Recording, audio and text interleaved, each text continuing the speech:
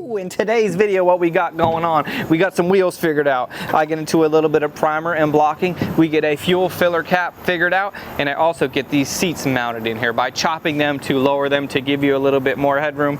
Everybody likes headroom. That didn't really work out how I thought. Let's get started. And now, you're watching the Hi, is this available? Yes, are you interested? Channel of YouTube. Welcome to BodeVision.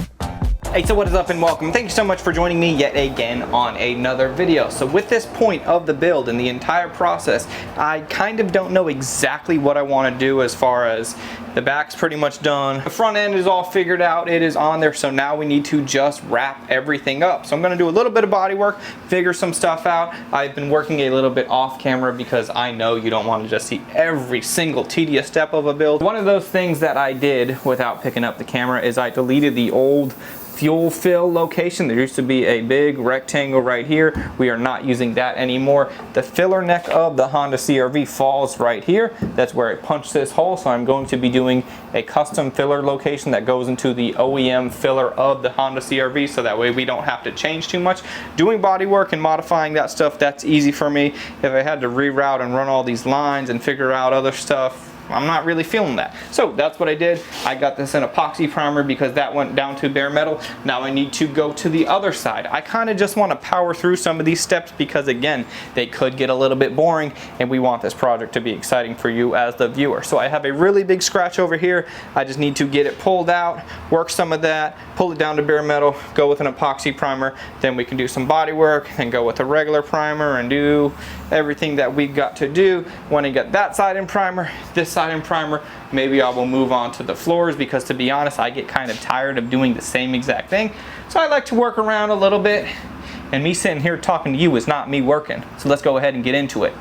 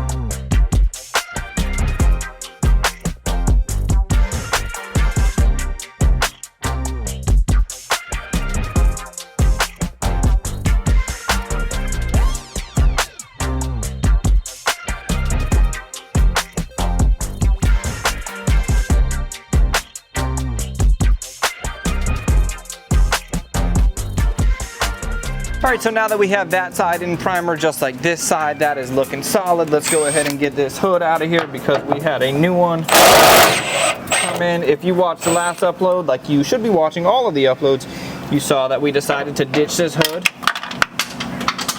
Oh man, that bolt's gone. We decided to ditch this hood because it's a rusty piece of junk and I got a new one, just came in. I don't really have room to store it. Oh my god, I'm pulling the trim off. I don't really have room to store it. And we are ditching those old quick latches or whatever the hell you want to call them. Okay. So this hood Let's get her out of here.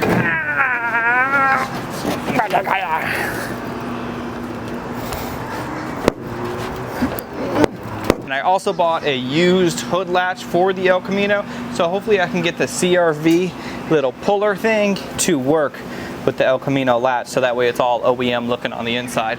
Let's see if this hood is in good shape.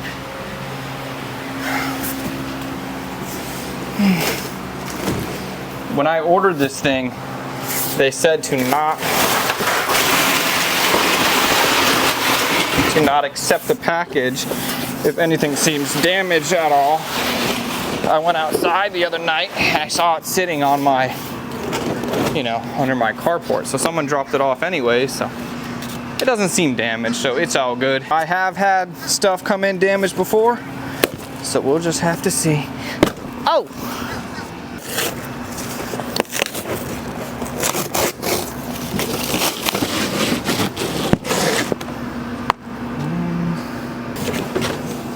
Ah, there's a roach in here.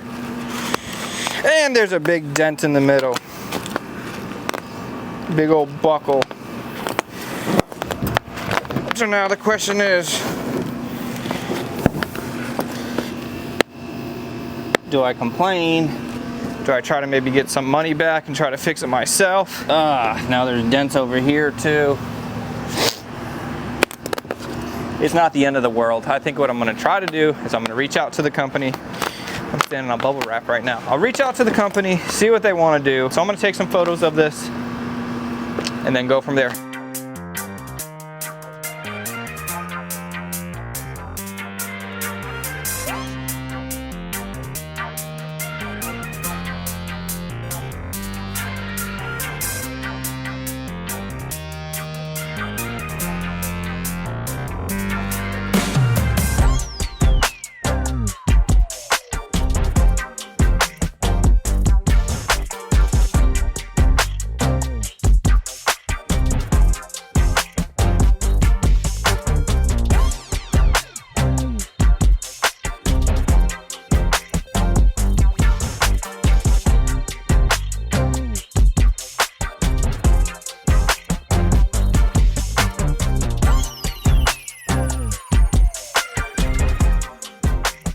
Alright, so as far as the hood goes, I've been sending emails back and forth with these guys, so we are going to get that whole thing figured out and push it off to the side. So as you saw, I just cut out a little section of the body right here, and if you can see right there, that's the OEM fuel filler cap for the Honda CR-V.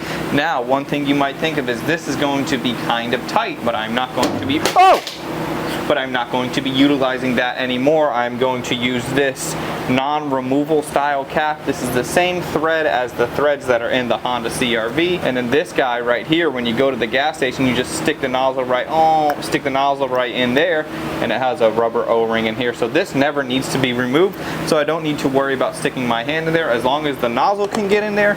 And I know that it will be able to get in there because it is right there. So as you can see, I got to get this guy all set up, get that welded in there. Then I have a magnet that I need to adjust. I need to be able to get to the nuts and bolts on both sides of the plate. Let's just get this welded out. I want to weld it nice and slowly so that way I don't warp the metal. And then we'll see how it goes, man. Really hype about this to finally be able to put fuel in the El Camino. This is a custom touch. No fuel cap there. We moved it over there. Cool things like that are what I really like in a project.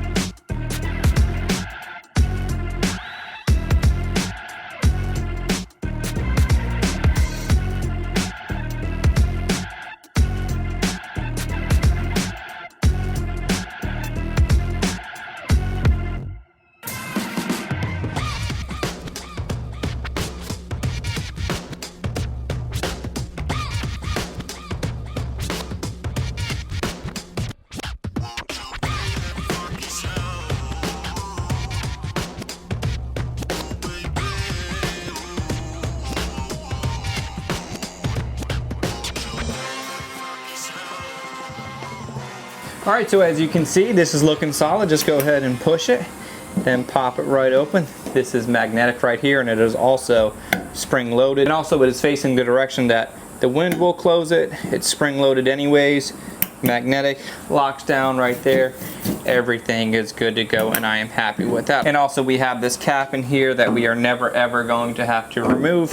You just fill in with your fuel. Once you're done, that closes. Shut this guy, and then you are off to the races. So we got a little bit of primer to do, a little bit of body work to do. I tried to keep the heat down so that way this thing wouldn't warp. Unfortunately, it warped a little bit right there. I might pull it out.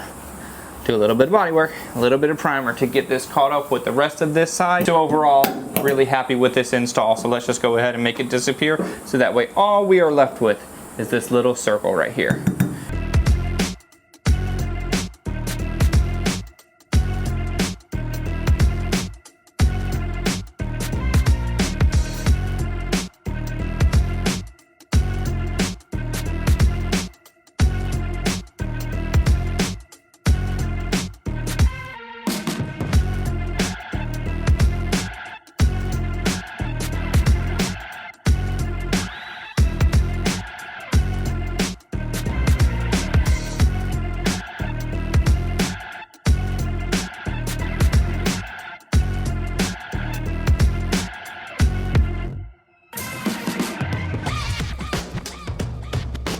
Now as I was priming the side over here, I also got the inside all prepped out. There was a bunch of surface rust on the metal, knocked that off, got that primed, did a bunch of seam sealer. Now on the inside, I'm going to go with a sound deadening. I know this adds a little bit of weight, but a little bit of weight, whole lot better sound quality. I'll take it. I'm cool with it. So then there's going to be a carpet that goes on top. So the primer is dry, seam sealer is dry. Let's just go ahead and get this laid down to knock off another thing from the list.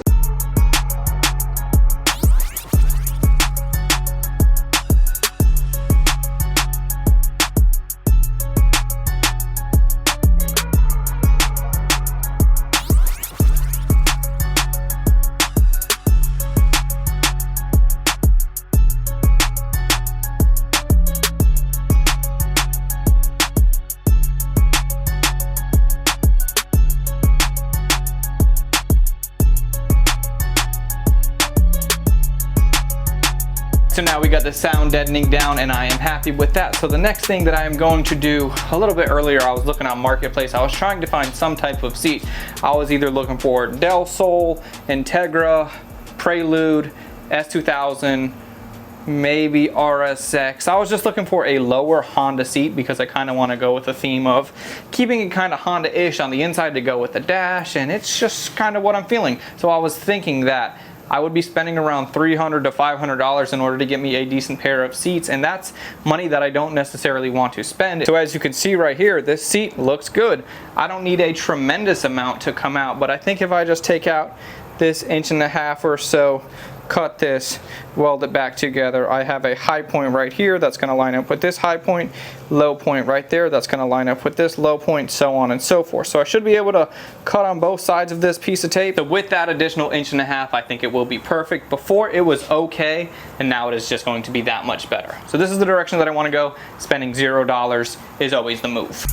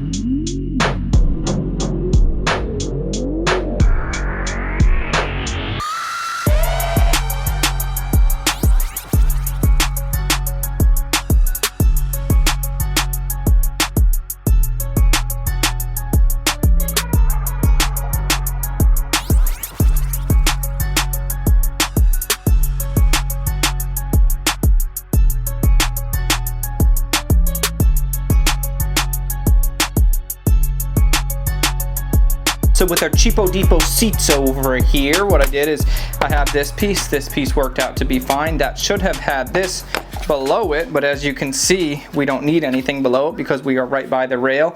Is it showing a little bit more than it should? Maybe a little bit. Am I happy with it? Most definitely. So that's that side. I didn't even have to cut it because there was two pieces. This side over here, I trimmed the bottom just a little bit. What fell off or what came off was somewhere this guy right here. So with the Cheapo Depot seats, so a little bit of time, looking really good. These seats are in good condition. They're just a little bit dirty, but they're not ripped or anything. They fit perfectly. They bolt into the floors with no issues whatsoever. So I think just going with these for now was the way to go. Maybe eventually I'll go with like a Recaro or like a EK9 DC2 type seat, but why would I spend any money if I can make these work? So let's get this thrown in the car, then we will figure out what else to do. Man, this video has been all about just kind of knocking out these tedious tasks, but once all of these tedious tasks are behind us, we're going to be done, and then I'll be ripping. Who the heck is texting me?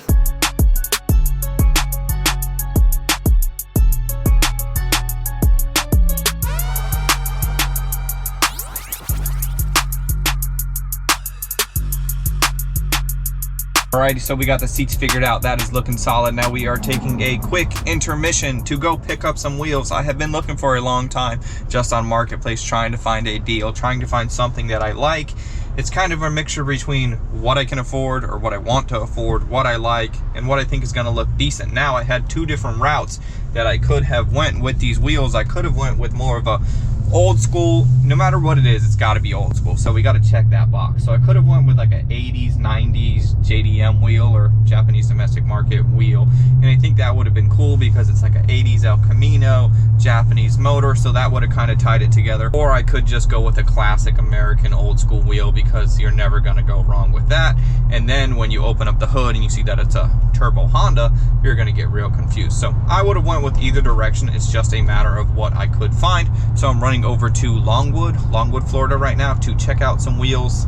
I think they're going to be real good. Hopefully I just hand dude the cash, take the wheels, and we are good to go back to the shop. So I'll check back in with you in a second when I pull up. All right, so here we are over Muscle Car Garage. Super sick spot. This is like 10 minutes from my house and I've never actually been over here. Owner, super nice guy. We exchanged information, so if I need anything, I'm gonna let him know. But here's what you wanted to see. Aren't these going to be perfect on the El Camino old American racing wheels? I got them for a great deal. He even threw in the lug nuts because it's this weird style. So let's go ahead and get these loaded up, which they already are, and then we will make our way back to the shop. All right, here we go. I also don't know, or I don't think I mentioned, but I got 5 of these puppies, full size spare to match the rest of them. I've never actually had a 5 rim experience, which is pretty cool. There's something going on with them? Nah, all good. I don't know if these lug nuts are gonna work. He actually gave me a pair of lug nuts, but I don't know if the thread pitch is the same. If I had to guess, if the Hot Rod Guy's lug nuts are the same exact pitch as a Honda CR-V's lug nuts, I'd say probably not, but that's not gonna stop me from test fitting them.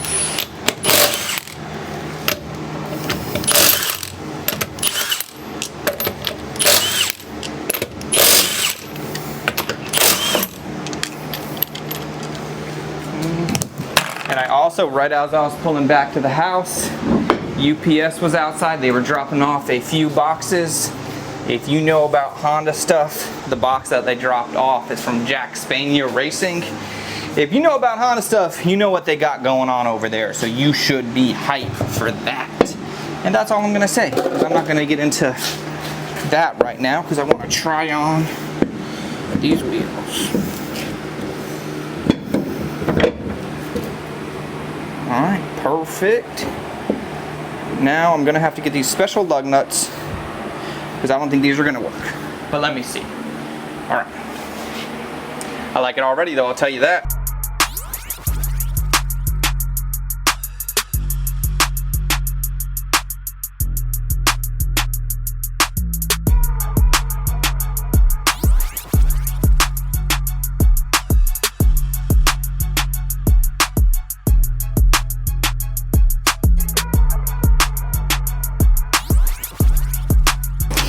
So over here we have a small problem. Number one, we have a lot of camber, Lamborghini, El Camino. That's a little bit weird, and the camber, it could be taken out, but the fact that my finger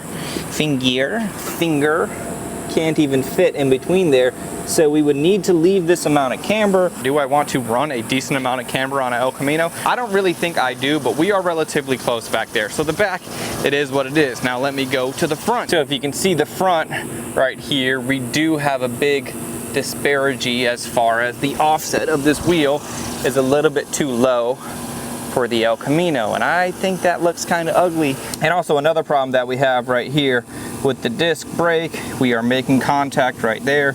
You can already see where it's rubbed paint away and whatnot. So the answer to fix that would be to run a spacer, but do we have enough room to spare to get a spacer on the front of this thing? I don't really know. Now I picked these up for $600. There's 5 wheels. The tires alone are worth damn near that. The wheels alone are worth damn near that. So I might just put these back on Marketplace. You never really know what I'm gonna do. Maybe I'll make them work, maybe I won't. Maybe this is telling me that I need to go with more of a Japanese spec wheel because I'm fitting them on Japanese components. Either way, I still want to put the front end of the car down so that way I can step back, take a look at it, see if I love it or hate it. This sun is killing me.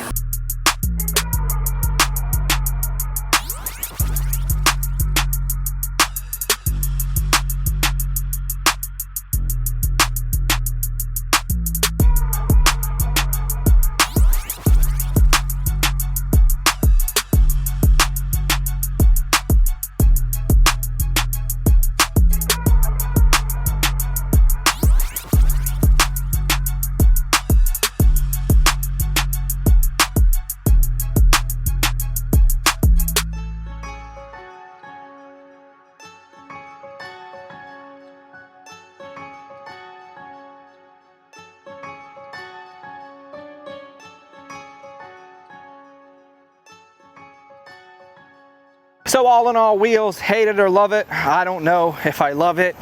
With them needing a spacer and them already sticking out pretty wide, I'm not too sure, but the wheels are easy. I could keep looking for other ones. I could sell these. I got these for a really great deal. As far as everything else that we did in this video, we got the seats lowered. I am leaning back quite a bit, but I feel really good about where I'm at. We came down about 1.5 inches. We could have maybe come down a little bit more, but like I said, I feel pretty good about it. If anybody in the future wanted to throw like a Del Sol seat in here, S2000 seat, or even an Integra seat, or a Recaro, whatever they'd want to do, it's set up as a common Honda pattern. The CR-V shares basically an EK seat pattern rail. So lately we've just been knocking out all of the tedious things. In the videos to come, we are going to knock out a lot of the exciting things. I got a new hood on the way, turbo kit on the way. You're going to have to subscribe to check that out. Let me know what you think about everything in the comment section down below. Subscribe if you are not subscribed already, and I will see you on the next one. I'm out.